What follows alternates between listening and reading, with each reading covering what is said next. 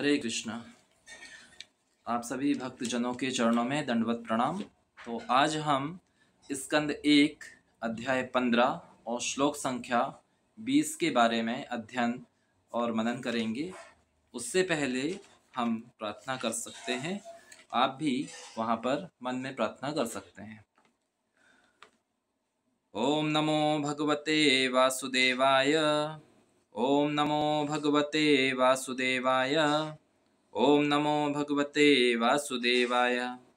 नारायणं नमस्कृत्यं नरं चैव नरोत्तमं देवीं सरस्वतीं व्यासं ततो जयमुदीरयेत्। नष्टप्रायेषु भद्रेषु नित्यं भागवत सेवया भगवती उत्तमं श्लोके भक्तिर्भवति नैष्ठिकी।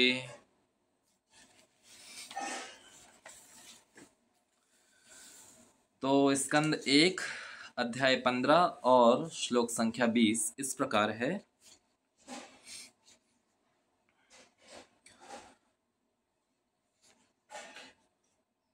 सोऽहं नपेन्द्र रहित पुरुषोत्तमेन सख्या प्रियेण सुहृदा हृदयेन शून्यः अध्वन्यरुक्रं परिग्रहमङ्गरक्षण गोपैरसद्धेर्बलेव विनिर्जितोऽस्मि।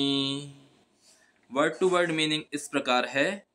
सह यानी वह, अहम यानी मैं, नृप इंद्र यानी हे सम्राट, रहित यानी विहीन, पुरुष उत्तमेन यानी परमेश्वर द्वारा, सख्या यानी अपने मित्र द्वारा, प्रियेण यानी अपने सर्वाधिक प्रिय द्वारा, सुहद यानी शुभ चिंतक द्वारा, हृदयेन यानी हृदय तथा आत्मा से, शून्य यानी शून्य रहित, अध्वनि यानी हाल ही में, उरुक्रम परिग्रहम यानी सर्वशक्तिमान की पत्नियां, अंग यानी शरीर, रक्षण यानी रक्षा करते हुए, गोपैह यानी ग्वालों द्वारा, असद्धि यानी नास्तिक, असभ्य या दुष्ट, अबला इव यानी निर्बल स्त्री की तरह,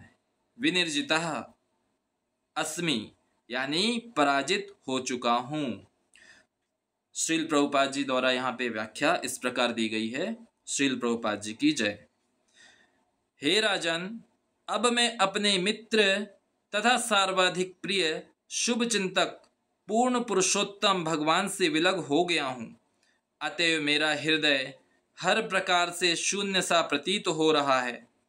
उनकी अनुपस्थिति में जब मैं भगवान श्री कृष्ण की समस्त पत्नियों की रखवाली कर रहा था, तब अनेक असभ्य दुष्ट ग्वालों ने मुझे हरा दिया। श्रील प्रभुपाद जी का तात्पर्य। श्रील प्रभुपाद जी की जय। इस श्लोक की सबसे महत्वपूर्ण बात यह है कि अर्जुन किस प्रकार ग्वालों की असभ्य टोली द्वारा हरा दिए गए और किस प्रकार इन संसारी ग्वालों ने श्री भगवान की पत्नियों के शरीर का स्पर्श किया होगा। जिनकी रखवाली अर्जुन कर रहे थे, श्रील विश्वनाथ चक्रवर्ती ठाकुर ने विष्णु पुराण तथा ब्रह्म पुराण से खोज करके इस विरोधाभास को मान्य ठहराया है। इन पुराणों में कहा गया है कि एक बार स्वर्ग की सुंदरियों ने अपनी सेवा से अष्टावक्र मुनि को प्रसन्न कर लिया, तो मुनि ने उन्हें वरदान दिया कि तुम्हें परमेश्वर पति के रूप में प्राप्त होंगे। अष्टावक्र का शरीर 8 स्थानों से टेढ़ा था, अतएव वे एक विशेष प्रकार से झुककर टेढ़ा चलते थे। फलतः देवताओं की पुत्रियां उनकी चाल देखकर अपनी हंसी रोक ना पाईं, तो मुनि ने क्रुद्ध होकर उन्हें श्राप दिया कि यदि उन्हें पति रूप में श्री भगवान प्राप्त हो भी जाएं, तो भी उनका अपहरण दुष्टों के द्वारा होगा। आगे चलकर उन कन्याओं ने स्तुतियों द्वारा मुनि को फिर से प्रसन्न किया, तो मुनि ने फिर से वरदान दिया कि अपहरण होने पर भी उन्हें अपने अपने पति वापस मिल जाएंगे। अतएव मुनि के वचनों को सत्य बनाने हेतु स्वयं श्री भगवान ने अपनी पत्नियों का अपहरण अर्जुन की सुरक्षा में रहते हुए भी कर लिया, अन्यथा उन दुष्टों के स्पर्श करते ही सारी की सारी पत्नियां अदृश्य हो गई होती। इसके साथ ही जिन गोपियों ने भगवान श्री कृष्ण की पत्नी बनने हेतु प्रार्थना की थी, वे भी अपनी अपनी इच्छा पूरी होने पर अपने अपने स्थानों पर लौट आईं। अपने प्रस्थान के पश्चात भगवान श्री कृष्ण चाहते थे कि उनके सभी पार्षद भगवत धाम वापस आ जाएं और वे सभी विभिन्न अवस्थाओं में वापस बुला लिए जाएं। तो यहाँ पर श्रील प्रभुपाद जी का तात्पर्य समाप्त होता है। इसके बारे में हम कुछ समझने का प्रयत्न करेंगे। उससे पहले मंगलाचरण आवश्यक है, क्योंकि मंगलाचरण के बिना मुझ जैसा मूर्ख अज्ञानी इनके तात्पर्य को, श्रील प्रभुपाद जी के तात्पर्य जो बहुत ही गूढ़ रहस्यों से भरे हुए होते हैं, उन्हें समझाने में मैं पात्र नहीं कभी अपने आप को मान सकूंगा। तो मंगलाचरण करते हैं, आप भी वहां मन में दोहरा सकते हैं। ओम अज्ञानतिमिरान्धस्य ज्ञानाञ्जनशलाकया चक्षुरुन्मिलितं येन तस्मै श्रीगुरुवे नमः। श्रीचैतन्यमनोभीष्टं स्थापितं येन भूतले स्वयं रूपः कदा मह्यं ददाति स्वपदान्तिकम्। वन्देऽहं श्रीगुरुः श्रीयुत्पदकमलं श्रीगुरून् वैष्णवांश्च श्रीरूपं साग्रजातं सहगण रघुनाथान्वितं तं सजीवम् साद्वैतं सावधूतं परिजनसहितं कृष्णचैतन्यदेवं श्रीराधाकृष्णपादान् सहगण ललिता श्रीविशाखान्वितांश्च। नमः ओं विष्णुपादाय कृष्णपृष्ठाय भूतले श्रीमती भक्तिवेदांत स्वामिनिति नामिने। नमस्ते सारस्वती देवे गौरवाणी प्रचारिणे निर्विशेष शून्यवादी पाश्चात्य देश तारिणे। हे कृष्ण करुणा सिंधु दीनबंधु जगतपते गोपेश गोपिका कांत राधा कांत नमस्तुते। तप्त कांचन गौरांगे श्री राधे वृंदावनेश्वरी वृषभानुसुते देवी प्रणमामि हरे प्रिये। वाञ्छाकल्पतरुभ्यश्च कृपा सिन्धुभ्य एव च पतितानां पावनेभ्यो वैष्णवेभ्यो नमो नमः। जय श्री कृष्ण चैतन्य प्रभु नित्यानंद श्री अद्वैत गदाधर श्रीवासादि गौर भक्तवृंद। हरे कृष्ण कृष्ण कृष्ण हरे हरे, हरे राम राम राम हरे हरे। हरे कृष्ण।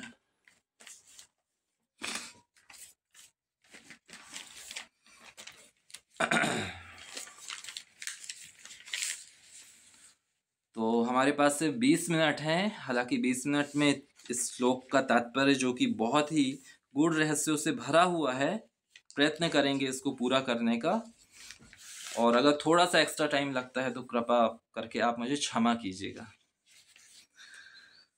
तो यहाँ पर बताया गया है कि हे राजन, अब मैं अपने मित्र तथा सर्वाधिक प्रिय शुभ चिंतक पूर्ण पुरुषोत्तम भगवान से विलग हो गया हूँ। तो हे राजन का अर्थ है कि यहाँ पर जो अर्जुन हैं वो युधिष्ठिर महाराज को संबोधित करके बता रहे हैं कि मैं अपने जो प्रिय हैं शुभचिंतक पूर्ण पुरुषोत्तम भगवान से विलग हो गया हूँ।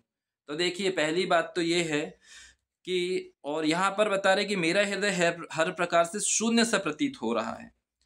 तो अर्जुन जो कह रहे हैं ऐसा है कि देखिए, भगवान तो किसी के भी हृदय से दूर नहीं होते हैं, किसी से भी कभी दूर नहीं होते हैं। वो सबके हृदय में परमात्मा रूप में विराजमान है ना। तो यहाँ पर अर्जुन क्यों ऐसा कह रहे हैं? क्योंकि वो साख्य भाव में है, और साख्य भाव में सखा रूप में भगवान उनके साथ थे हमेशा, है ना। तो साक्षात रूप से जब उनसे वो दूर चले गए, है ना, अपने परम धाम को लौट गए, तो ये ऐसा क्या कर रहे हैं, फील कर रहे हैं कि वो मुझसे दूर चले गए। देखिए, आम लोगों के तो हृदय में भगवान होते हैं, लेकिन अर्जुन के तो भगवान ही हृदय थे, है ना। ये बहुत बड़ी चीज है। जैसे कि हमारे हृदय में कोई रहता है, लेकिन एक कोई होता है जो हमारा हृदय ही होता है, तो वो चला जाए तो कैसा लगेगा, जैसे प्राण चले गए हैं, है ना।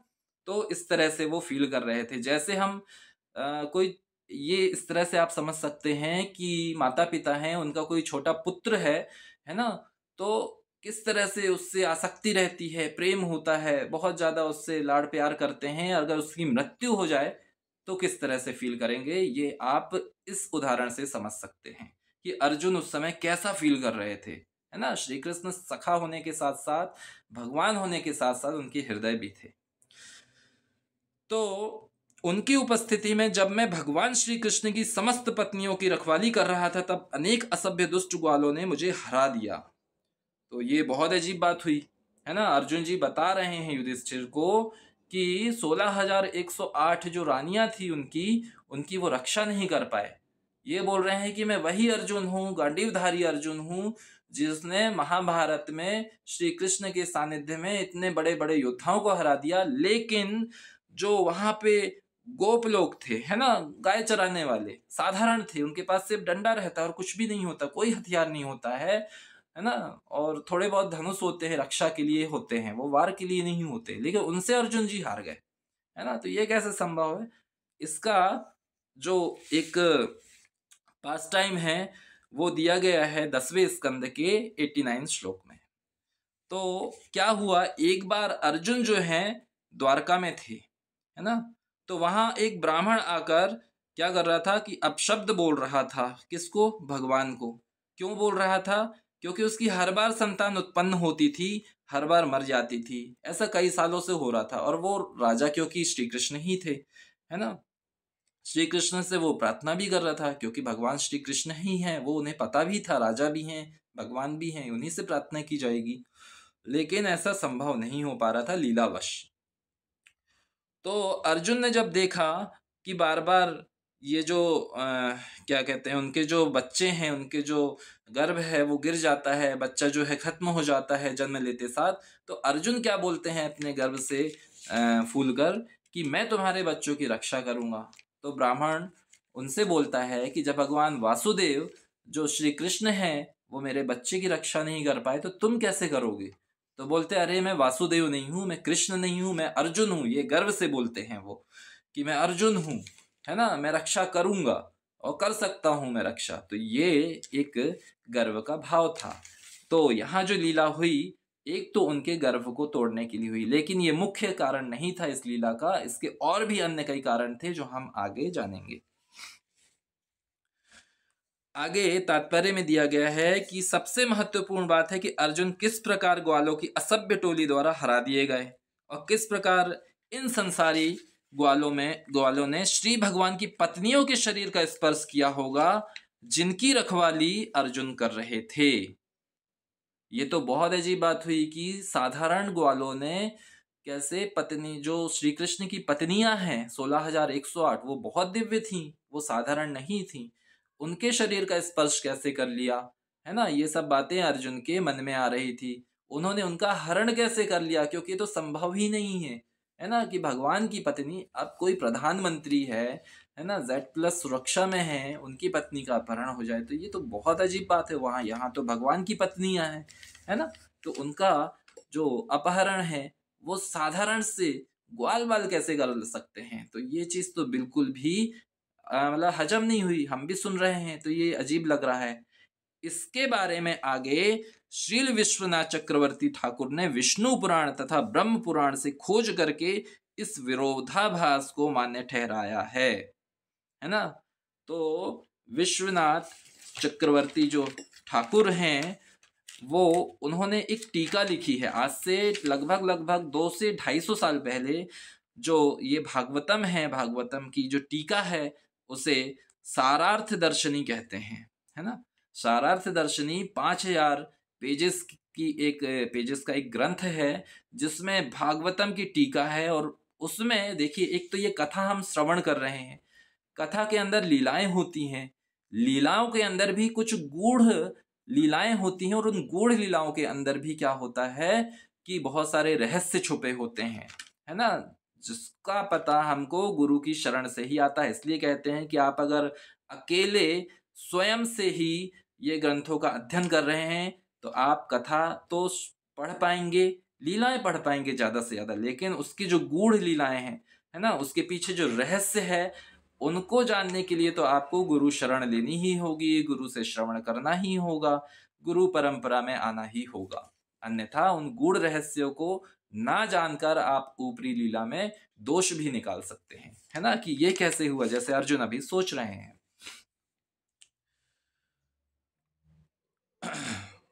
तो यहाँ पर जो सारार्थ दर्शनी है, हम उससे रेफरेंस लेकर आपको ये बताना चाहते हैं कि जो विश्वनाथ चक्रवर्ती ठाकुर है, उन्होंने सारार्थ दर्शनी में बताया है कि भगवान ने स्वयं इन गोप गणों का रूप लिया था, है ना। तो ये बात जो है विस्तार से किसमें, इसमें नहीं दिया गया है, भागवतम में इतना विस्तार से नहीं दिया गया है कि भगवान ने ही उनका रूप मतलब रखा था, किस तरह से रखा था, है ना। तो ये बात सारार्थ दर्शनी में दिया गया है, लेकिन श्रील प्रभुपाद जी के तात्पर्य में, है ना, सिर्फ यही भागवतम है जिसमें श्रील प्रभुपाद जी ने भी अपने टीका में बताया हुआ है।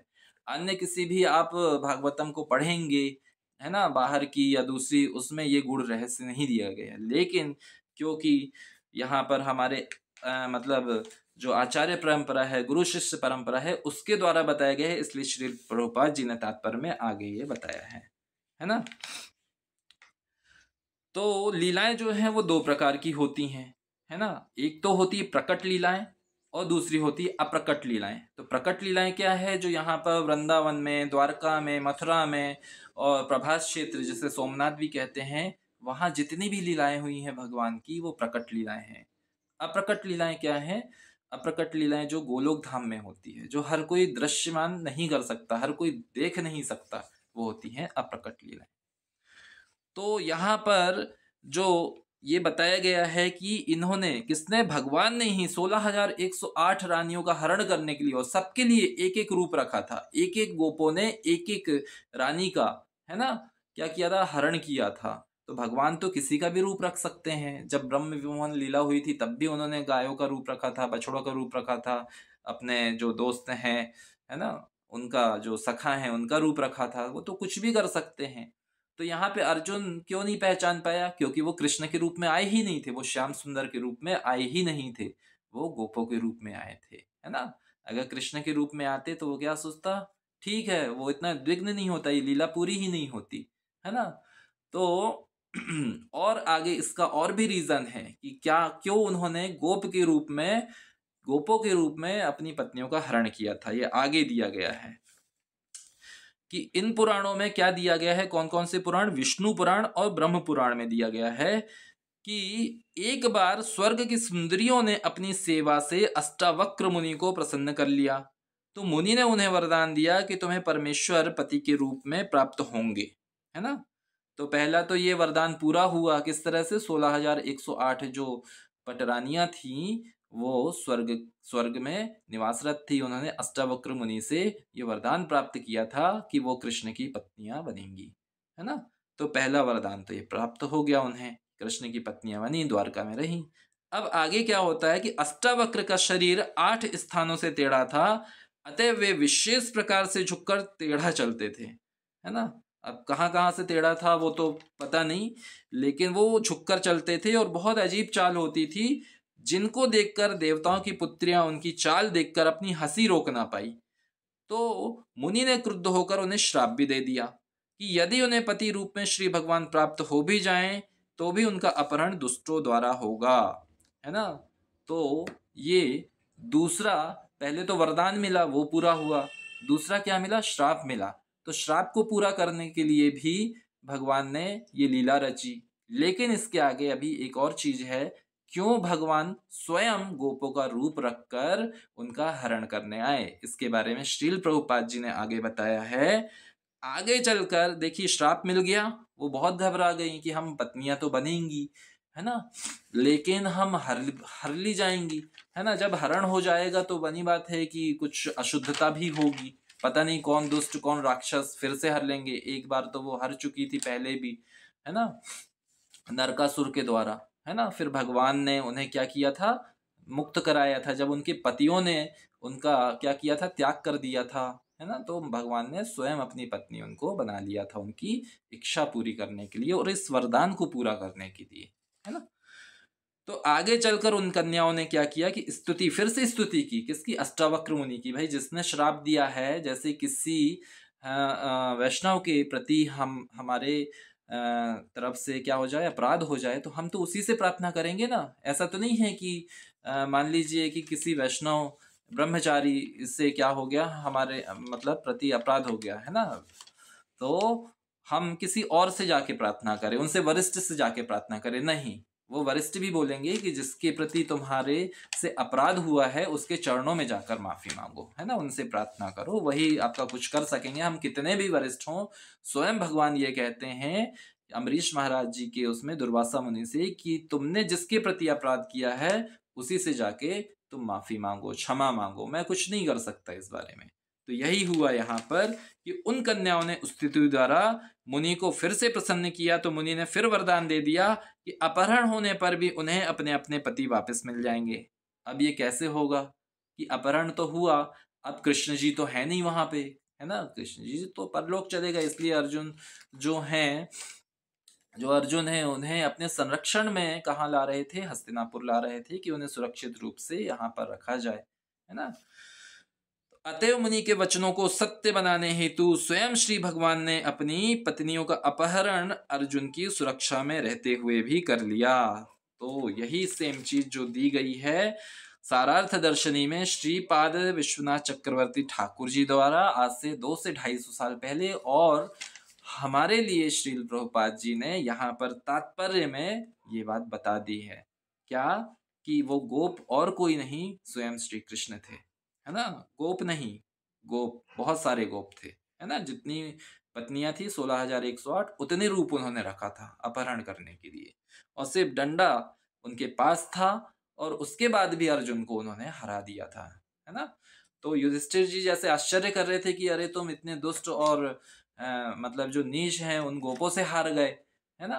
तो यहाँ पर ये सिद्ध होता है कि नहीं, वो गोपों से नहीं हारे थे, वो भगवान से हारे थे, और ये भी एक लीला थी।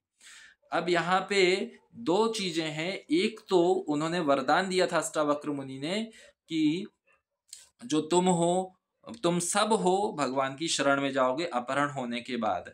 दूसरी चीज उनकी खुद की भी इच्छा थी, किसकी? ये जितनी भी 16,108 रानियां थी, इनकी स्वयं की इच्छा थी कि हम सदैव शाश्वत रूप से क्या करें कि भगवान के शरण में रहें, चरण शरण में रहें। तो ये दिया गया है स्कंद 10 अध्याय 83 और श्लोक संख्या 41 से लेके 43 तक। उसमें क्या है कि भगवान की जो रानियां हैं द्रौपदी जी से बोलती हैं कि हमारी कोई अन्य इच्छा नहीं है। अन्य इच्छा का मतलब भौतिक इच्छा नहीं है ना। अन्य इच्छा का मतलब कुछ लोग ये ले लेते कि हमारी आध्यात्मिक इच्छाएं भी नहीं है। आध्यात्मिक इच्छाएं कभी खत्म नहीं होनी चाहिए, क्योंकि वो परम शुद्ध इच्छाएं होती हैं और वही हमको भक्ति मार्ग में लेकर अग्रसर होती हैं और हमारी भक्ति की वृद्धि करती है ना। तो भौतिक इच्छा नहीं होनी चाहिए। तो उन्होंने बोला हमारी कोई इच्छा नहीं है, सिर्फ कृष्ण के चरणों की सेवा करने की इच्छा है। और वो सब क्या चाहती हैं कि कृष्ण की जो चरण रज है वो हमको शाश्वत रूप से प्राप्त हो, है ना। जहां पर वो गाय चराते हैं, जहां पर वो गौवे चराने जाते हैं, उनके चरणों की जो धूली है वो प्राप्त हो। तो वो कहाँ पर शाश्वत रूप से शाश्वत रूप से गाय चराते हैं, उनके चरणों की रज कहाँ पर शाश्वत रूप से होती है? सिर्फ और सिर्फ गोलोक धाम में, गोलोक वृंदावन में, है ना। क्योंकि यहाँ से तो वो जा चुके हैं, अब उन्हें ये कैसे प्राप्त होगा? क्योंकि उन्होंने इच्छा की, है ना, तो वो जरूर उनको प्राप्त होगा। प्लस अष्टावक्र मुनि का वरदान भी था, है ना। तो स्वयं भगवान वरदान को पूरा करने के लिए और उन सब की जो इच्छा है, परम इच्छा है, वो से इच्छा नहीं परम इच्छा कहते हैं, गोलोक धाम जाने के लिए, भगवान की चरण रज पाने के लिए, उनकी सेवा करने के लिए, ये जो इच्छाएं हैं ये परम इच्छा है, इससे ऊपर कोई इच्छा नहीं होती है ना। तो इस सब को पूरा करने के लिए, पूरित करने के लिए उन्होंने ये लीला रची। तो अगर हम श्रील प्रभुपाद जी का तात्पर्य नहीं पढ़ पाते या सिर्फ श्लोक और उसका अर्थ पढ़ते तो इन गूढ़ रहस्यों को जान नहीं पाते जो यहाँ पर दिया गया है। तो यहाँ पर आगे दिया गया है कि मुनि के वचनों को सत्य बनाने हेतु स्वयं श्री भगवान ने अपनी पत्नियों का अपहरण अर्जुन की सुरक्षा में रहते हुए कर लिया, अन्यथा उन दुष्टों के स्पर्श करते ही सारी की सारी पत्नियां अदृश्य हो गई होती।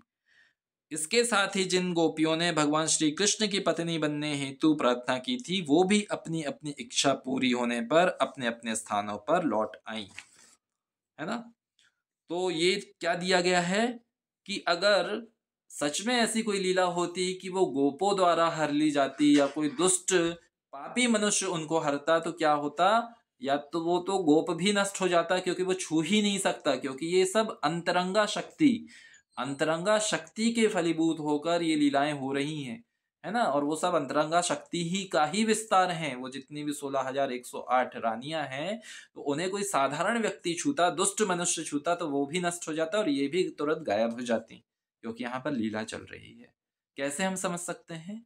वो ऐसे हम समझ सकते हैं, क्योंकि जब जो देखिए एक प्रकट लीला होती है कि अप्रकट लीला होती है। तो प्रकट लीला में क्या है, जैसे माता सीता का अपहरण किसने किया था? रावण ने किया था। सबको ये लगता है कि सीता का अपहरण जो है वो रावण ने किया था, लेकिन इसके पीछे की जो अप्रकट लीला है वो ये है कि अग्निदेव ने एट ए टाइम क्या हुआ था, अग्निदेव की जो पत्नी है जिसका नाम स्वाहा है, दो पत्नियां हैं स्वाहा और स्वधा, तो स्वाहा ने क्या किया था कि उस समय अग्नि को प्रकट करके जो माता सीता है उनको अपने पास बुला लिया था, है ना। ये चीज कूर्म पुराण में लिखी है। ये चीज मतलब देखिए, जो मुख्य रामायण है उसमें ये सब गूढ़ रहस्य वाली लीलाएं नहीं दी गई हैं। उसमें तो जस्ट रावण ने सीता जी का अपहरण किया ये लिखा है, लेकिन ये जो हमारे आचार्य हैं बताते हैं कि कूर्म पुराण में ये वाली लीला है कि अग्नि में क्या हुआ था, वो चली गई थी माता सीता, है ना। और उसकी जगह जो छाया सीता आई थी, छाया सीता का नाम ज्यादातर कोई नहीं जानते हैं, उनका नाम था वेदवती, है ना। जो अग्निलोक से आई थी, उन्होंने सीता का रूप धारण करके वेदवती को जो स्वाहा है उन्होंने रावण के सामने प्रकट कर दिया, और रावण ने उन्हें हर के ले गया, क्योंकि वो जैसे ही सीता जी को छूता या अपहरण करने की कोशिश करता, रावण वहीं पे विनष्ट हो जाता और लीला वहीं समाप्त हो जाती। लेकिन क्योंकि लीला होनी थी, इसलिए ये सब अरेंजमेंट भगवान के सानिध्य में स्वाहा द्वारा किया गया, है ना। तो ये गुण रहस्य वाली जो लीलाएं हैं, जो मुख्य ग्रंथ से अलग होती हैं, इसलिए पहले जब वेदाध्ययन होता था, गुरुकुल होते थे, तो सारे शास्त्रों का पठन पाठन इसलिए कराया जाता था जिससे अधूरा ज्ञान ना हो। अधूरा ज्ञान होने से कंफ्यूजन पैदा होती है। बाद में क्या होता है कि जब सीता जी जो प्रकट, फिर से उनको इस संसार में आना था, वेदवती को फिर से अग्निलोक में जाना था, जब रावण से श्री राम ने उनको ले आए थे, है ना, अपहरण से छुड़ा के। तो फिर से अग्नि परीक्षा वाली लीला हुई। अब कुछ लोग दुख मनाते हैं कि देखो सीता को भी अग्नि परीक्षा देनी पड़ी, कितना कष्ट उठाना पड़ा, देखिए उस पे भी आरोप लगे, लांछन लगे। वो लीला थी, है ना। लीला क्यों थी कि वेदवती को अग्निलोक में भेजना था, जिसने प्रवेश किया वो वेदवती थी, है ना, छाया सीता थी। और जो वहां से आई वो कौन थी? माता सीता थी। अब अग्निदेव, कुछ लोग कहते हैं कि अग्निदेव ने ले गए थे, अग्निदेव भी नहीं छू सकते थे माता सीता को, है ना, इतना तेज था और इतना ज्यादा, क्योंकि वो पुरुष थे। तो एक एटिकेट्स होता है कि एक महिला ही महिला को ले जाएगी, तो ये कूर्म पुराण में दिया गया है ना। वैसे तो महिला पुरुष कुछ नहीं, वो तो दिव्य थे, लेकिन फिर भी हमको सिखाने के लिए, हमको समझाने के लिए ये सारी लीलाएं हुई हैं, है ना। तो एटिकेट्स का पालन वहां भी, लीलाओं में भी करना होता है। तो आगे दिया गया है कि अपने प्रस्थान के पश्चात भगवान श्री कृष्ण चाहते थे कि उनके सभी पार्षद भगवत धाम वापस आ जाएं, और वे सभी विभिन्न अवस्थाओं में वापस बुला लिए गए। तो सारे जितने भी थे वो तो आए थे भगवत धाम से ही, और भगवत धाम को ही जाना था उनको। तो देखिए जितने भी वहां के पुरुष थे, पुरुष तो आपस में लड़ भिड़ के चले गए थे, है ना। यादवों की लड़ाई हम जानते हैं, वो लीला हुई थी। यादव लोग अपने ही मतलब उसमें ये बताया गया है कि उन्होंने बहुत शराब पी ली थी, आपस में लड़ने लगे थे और आपस में एक दूसरे को डंडे से पिटाई करके ही मार डाले थे। और वो ये प्रकट लीला थी। अप्रकट लीला क्या थी कि उन सबको लीला के पश्चात भगवत धाम जाना था, तो हमको कुछ तो दिखाना था कि इस तरह से युद्ध हुआ और वो भगवत धाम चले गए। अब जो रानियां बची थी उनकी इच्छा भी थी प्लस वरदान भी था, तो भगवान ने ये वाली लीला रच दी। कैसे? खुद गोप बन के आए, सभी को अपने साथ अर्जुन के सामने से हर के ले गए, है ना। तो हर के ले गए, कहाँ ले गए? भगवत धाम, गोलोक धाम, है ना, क्योंकि लीला समाप्त हो चुकी थी। और अब और लीला क्यों होती है?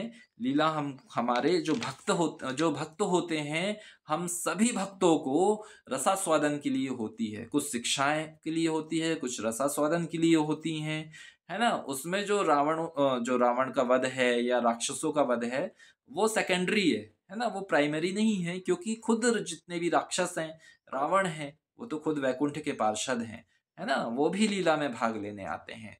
तो लीला के अंदर बहुत सारी लेयर्स होती हैं, बहुत सारे रहस्य होते हैं, और तो जिनको हमें बहुत सारी टीकाओं के माध्यम से समझना चाहिए।